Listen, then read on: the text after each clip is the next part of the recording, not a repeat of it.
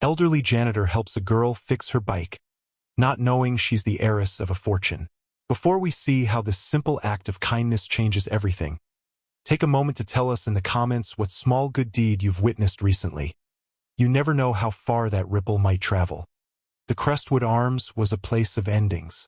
It stood hunched against the biting November wind, its brick facade shedding dust like dead skin. Inside, the air was a stale cocktail of boiled cabbage, damp wool, and decay. For Arthur Evans, it was the last stop. His world had shrunk to the dimensions of this building. The echoing hallways he mopped, the groaning boiler in the basement he coaxed, and the tiny, cot-sized apartment that was both his prison and his wage. At 72, his hands, once strong enough to frame houses, were gnarled maps of arthritis and time. The knuckles were swollen, the skin a thin, papery sheath over bone, stained with the grease and grime of his labor. He sat at his small table, the bare bulb above flickering in a constant, weary rhythm, mimicking the faltering beat of the building's heart. Before him lay his dinner, half a cheese sandwich on stale bread and a glass of tap water. Beside it, a stack of envelopes, their red-inked warnings like tiny, screaming mouths. Rent overdue, final notice, medical bills, collection. They were monuments to a life of hard work that had somehow, inexplicably, amounted to nothing. Each letter was a fresh wound, a reminder of his wife, Martha, and the illness that had taken her and every penny they had ever saved. The quiet desperation in his small room was a physical presence, as cold and heavy as the winter pressing against the single-pane window. It was in this profound silence, this nadir of a long life, that a sound broke the stillness. A soft, metallic clatter from the basement below, followed by a frustrated sigh so faint it was almost imaginary. Arthur pushed his chair back, his joints protesting with a series of sharp cracks. Duty was all he had left.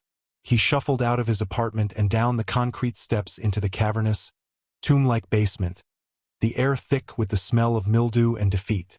There, in a weak pool of light from a dangling work lamp, stood a little girl, no older than 10, staring down at an overturned bicycle. Its chain lay beside it like a dead snake. She looked up as he approached, her eyes wide and startlingly clear in the gloom. She wasn't dressed for this part of town, not really. Her coat was simple, a plain navy blue, but it was clean, and her shoes, though scuffed from whatever journey had brought her here, were sturdy. She was an island of neatness in his ocean of decay. "Are you lost, little one?" Arthur's voice was raspy from disuse. She shook her head, a cascade of dark hair falling across her face. "My chain came off. I tried to fix it, but—" She gestured helplessly at her own clean hands, then at the greasy chain on the floor. Arthur felt a familiar weariness settle deep in his bones. He was tired.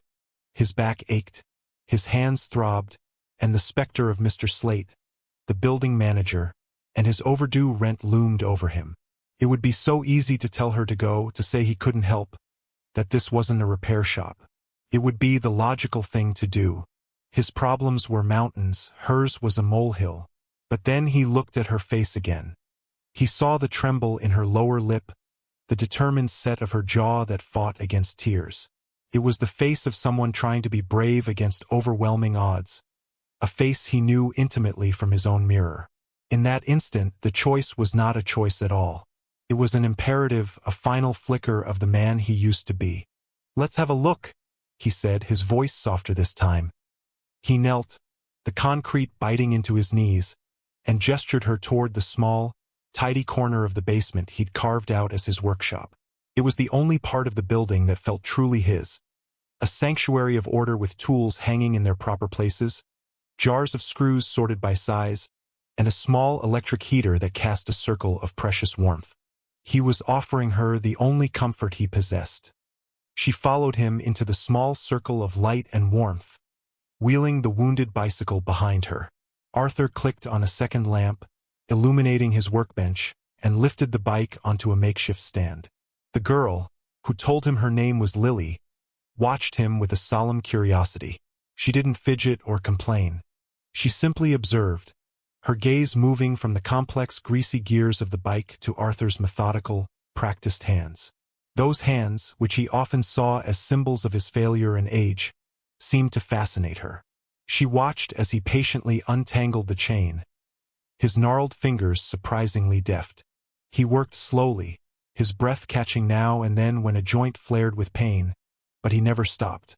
He could feel her eyes on him, and for the first time in a long time, it wasn't a look of pity or dismissal, but one of genuine interest. "My grandpa likes to fix things too," she said quietly, her voice barely a whisper above the hum of the heater. "But he uses computers."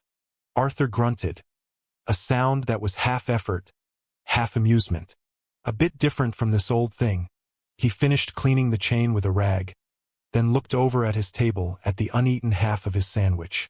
It was his only food until tomorrow, but the girl's quiet presence had stirred something in him, a long-dormant instinct to provide.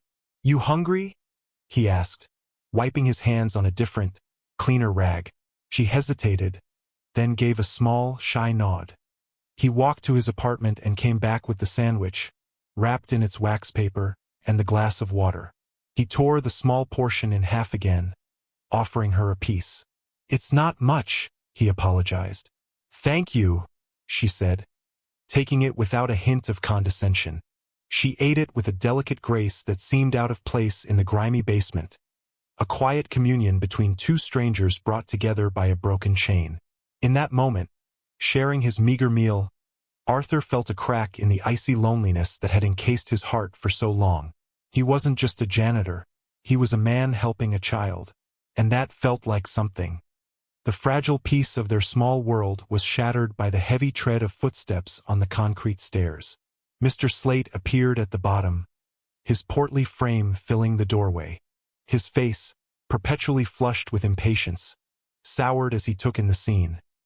Arthur, the girl, the bicycle, the glow of the forbidden second heater. "Evans!"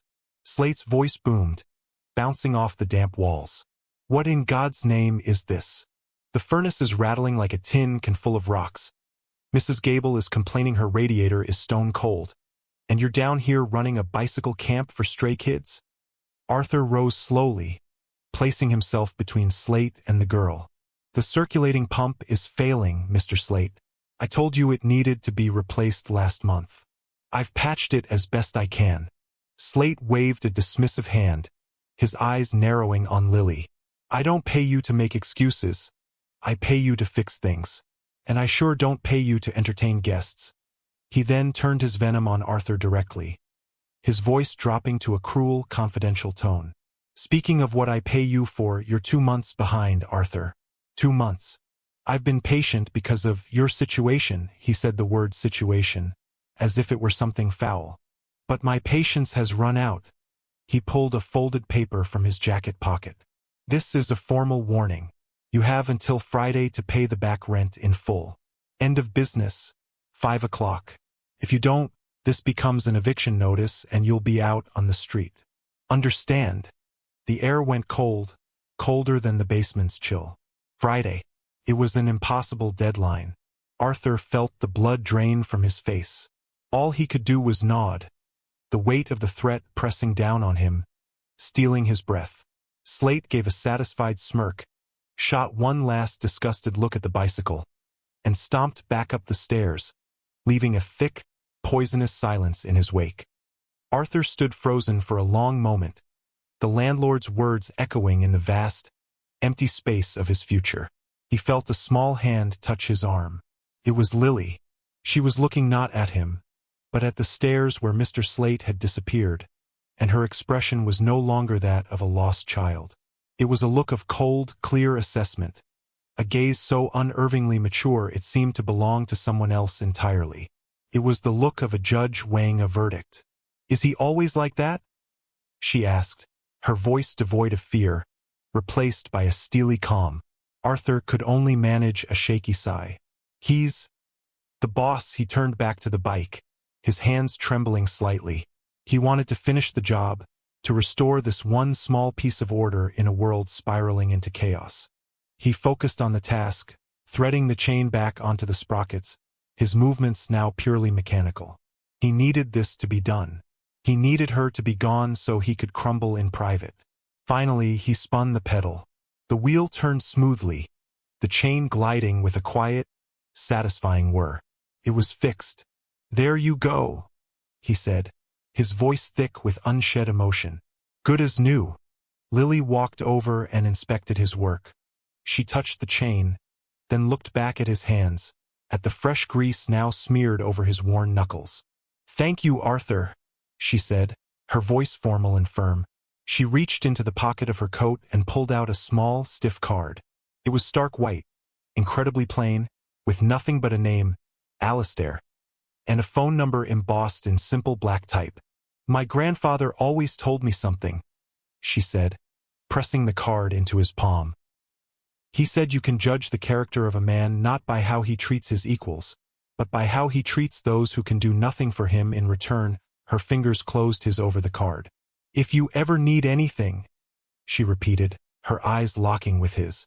"Anything at all, call this number. Promise me you'll call if you need help." Arthur looked from the card to her earnest, imploring face, and gave a weak, non-committal nod before she turned and wheeled her bicycle into the darkness. The days that followed were a slow, grinding descent. The deadline of Friday loomed like a guillotine. Each clang of the dying furnace, each complaint from a tenant, was another tick of the clock counting down his life at the Crestwood Arms. The November wind grew teeth, and the ancient boiler finally surrendered with a shuddering groan, plunging the building into a deep, penetrating cold. The tenants, miserable and freezing, directed their anger at the most visible target, Arthur. Their usual friendly nods curdled into glares. He was no longer their neighbor. He was the source of their misery. He felt their judgment like a physical blow, isolating him completely. He retreated into himself. The card Lily had given him a constant, burning weight in his pocket. Felt like a fantasy, a child's silly notion. What could a little girl's grandfather do? What would he even say? "Hello? Your granddaughter met me in a basement, and now I'm being evicted. Can you please help?" The humiliation of it was too much to bear. His pride, the last tattered remnant of his dignity, refused to let him make the call. On Thursday evening, with his doom less than 24 hours away, he found Mrs. Gable on the 3rd floor, weeping in her frigid apartment over a pipe that had burst under the sink. Water was pooling on her linoleum. Without a second thought, Arthur got his tools. He knew it was pointless. He knew that by morning, none of this would be his problem. But he couldn't leave her like this. He spent his last night as the building's janitor on his hands and knees in the cold, meticulously fixing a leak for a neighbor who had glared at him that very morning, choosing his duty, his character, over his own desperate salvation. He finished near midnight, his body screaming in protest, and went back to his room not to pack, but to sleep utterly spent and resigned to his fate. The morning of his eviction dawned gray and merciless. Arthur awoke to the chilling silence of a building without a pulse. He slowly began to place his few, precious belongings into a single cardboard box. A framed photo of Martha, her Bible, a tarnished silver locket. He was folding his spare set of work clothes when a commotion from the street outside broke his somber task. It was a sound so foreign to this neglected corner of the city that it was instantly jarring. The purr of high-end engines, the soft, authoritative thud of heavy car doors closing in unison. Arthur peered through his grimy window and his heart stopped. Lined up along the curb in front of the Crestwood Arms were 3 immaculate black sedans, gleaming like obsidian against the urban decay. From the lead car, a chauffeur opened the rear door, and an older man emerged. He was tall and impeccably dressed in a tailored wool overcoat. His silver hair swept back from a face that radiated quiet, unshakable authority. And stepping out from the other side, holding his hand, was Lily. They walked past the building's crumbling facade and pushed open the front door.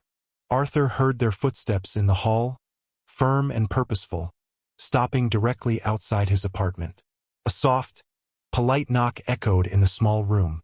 With trembling hands, Arthur opened the door. There stood Lily, looking up at him with a small, knowing smile. Beside her, the man she called grandfather regarded him with piercing, intelligent eyes. "Mr. Arthur Evans?" the man asked, his voice a low, resonant baritone. "My name is Alistair Finch. My granddaughter speaks very highly of you." Alistair's presence seemed to fill the cramped hallway, displacing the familiar scent of dust and despair with the clean, crisp aroma of wool and wealth. Arthur could only stare, his mind struggling to connect the dots between the girl with the broken bike and this titan of industry standing before him. Yes, he stammered. "Please, come in." Just as Alistair and Lily stepped across the threshold, Mr. Slate appeared at the end of the hall, his face a mask of smug triumph. He was holding the official eviction papers. Well, Arthur," he began, his voice dripping with false sympathy. "Time's up. I hope you're packed." He stopped short when he saw Alistair. His eyes widened, first at the expensive coat, then at the man's face, a flicker of confused recognition dawning. "Are you Mr. Slate, the building manager?" Alistair asked, his tone deceptively mild. "I am." Slate puffed up, sensing a person of importance. "Can I help you, sir?" "You can," Alistair said, his voice turning to ice, "by vacating the premises. As of 9 o'clock this morning, Finch Enterprises acquired this property. Your employment is terminated, effective immediately." He didn't raise his voice, but the words hit Slate like a physical force. The manager's jaw dropped, his face cycling through disbelief, panic, and finally, sputtering rage. "You can't do that. Who do you think you are?" "I am the man who just bought the building you allowed to fall into ruin," Alistair stated calmly. He then turned his back on the sputtering landlord and faced Arthur, his expression softening. "And you, Mr. Evans, are the man my granddaughter trusted. She has a keen eye for character. We would be honored if you would accept the position of building superintendent."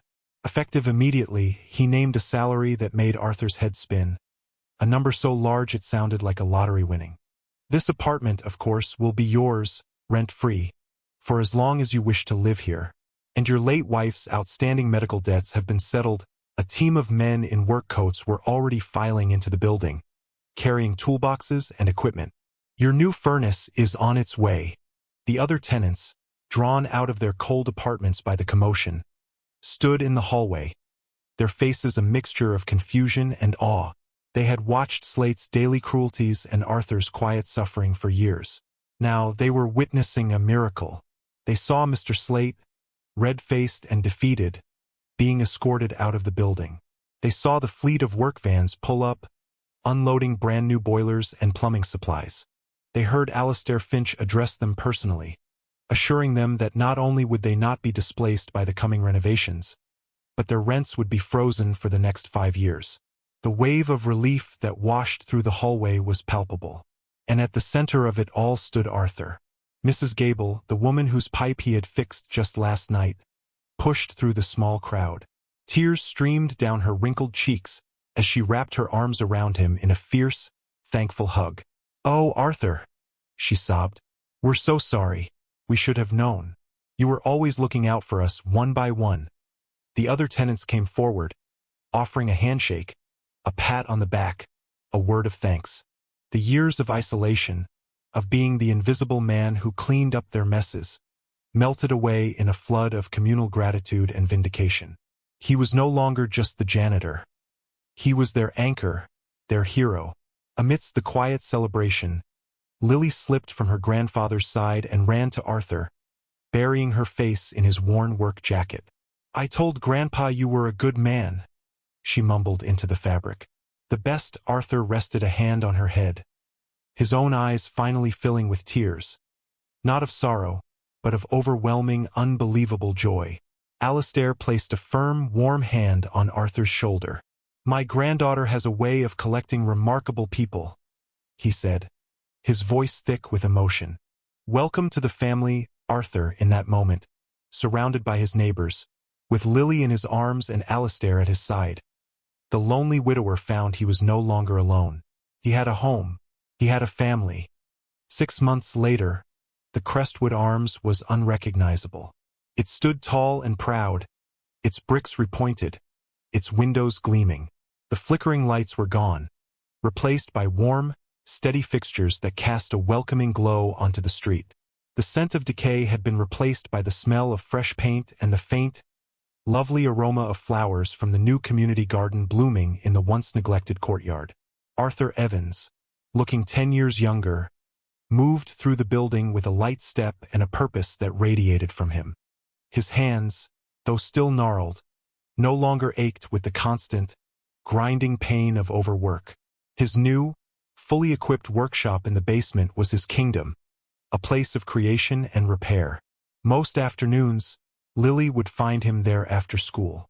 Sometimes he would teach her how to use a wrench or a screwdriver, his patient instructions a quiet murmur in the clean, organized space. Other times, she would sit on a stool and read to him from her favorite books, her clear voice filling the room as he worked. Alistair was a frequent visitor, often joining them in the garden, a quiet, content smile on his face as he watched the unlikely bond between his precious heiress and the elderly janitor. The story of what happened that day became a quiet legend in the neighborhood, a modern fable about the janitor who was rewarded for his kindness. But for Arthur, it was simpler than that. It was the story of how, at the very end of everything, he chose to fix a little girl's bicycle. He had expected nothing in return, yet that single, small act of integrity, of choosing compassion in the face of despair, had not only saved him. It had blossomed, rippling outward to save a building, to protect a community, and to build a family where there once was only loneliness. It proved that the greatest fortunes are not measured in dollars, but in the quiet, unwavering currency of a good heart. If this story has touched your own heart, we hope you'll share it with someone who believes in the profound power of a simple helping hand. And don't forget to subscribe for more stories that seek to warm the soul.